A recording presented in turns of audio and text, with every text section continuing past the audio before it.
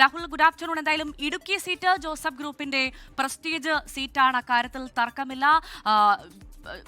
ജോസഫിന്റെ മകൻ തന്നെ അവിടെ മത്സരിച്ചേക്കും എന്നുള്ള വിവരങ്ങൾ അല്ലെങ്കിൽ സൂചനകൾ, വാർത്തകൾ നേരത്തെ തന്നെ പുറത്തു വന്നിരുന്നു. അപ്പോൾ അത് വിട്ടുകൊടുക്കാതിരിക്കാൻ സമ്മർദ്ദം തുടരും അല്ലെ?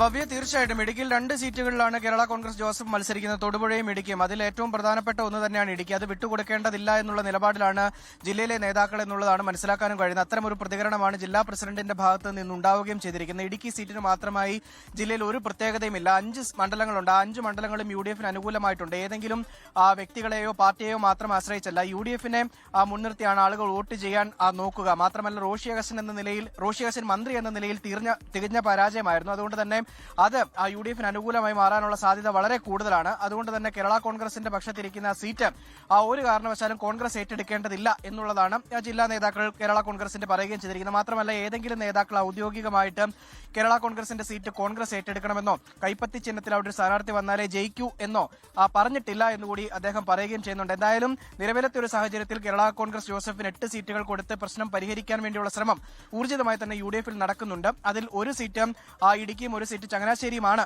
എന്ന വിധത്തിലാണ് ചർച്ചകൾ മുന്നോട്ട് പോയിക്കൊണ്ടിരിക്കുന്നത്. എന്തായാലും ഇടുക്കിയിലെ ഈ ഒരു സീറ്റ് വെച്ചുമാറാനോ അല്ലെങ്കിൽ വിട്ടുകൊടുക്കാനോ തയ്യാറല്ല എന്ന നിലയിൽ തന്നെ ഇവിടുത്തെ നേതാക്കൾ രംഗത്തെത്തുകയും ചെയ്തിരിക്കുന്നത് കൂടുതൽ ആശയക്കുഴപ്പത്തിലേക്ക് കാര്യങ്ങൾ കൊണ്ടുപോകും എന്നുള്ള കാര്യത്തിൽ യാതൊരു സംശയമില്ല. അത് കൂടുതൽ തർക്കത്തിലേക്ക് വഴിവെക്കാനുള്ള സാധ്യതയുമുണ്ട്.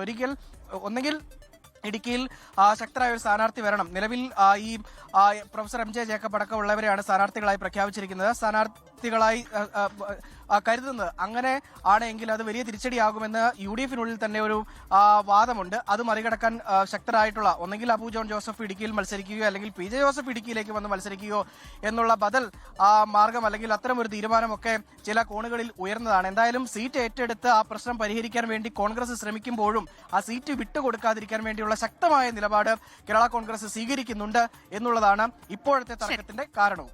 ലോകത്തെവിടെയായാലും ഏത് സമയത്തും 24 വാർത്തകളും ഓഗ്മെന്റഡ് റിയാലിറ്റി പാക്കേജുകളും എക്സ്പ്ലെയിനറുകളും വിശദമായി കാണാൻ ഞങ്ങളുടെ YouTube ചാനൽ നിങ്ങൾക്ക് സബ്സ്ക്രൈബ് ചെയ്യാം.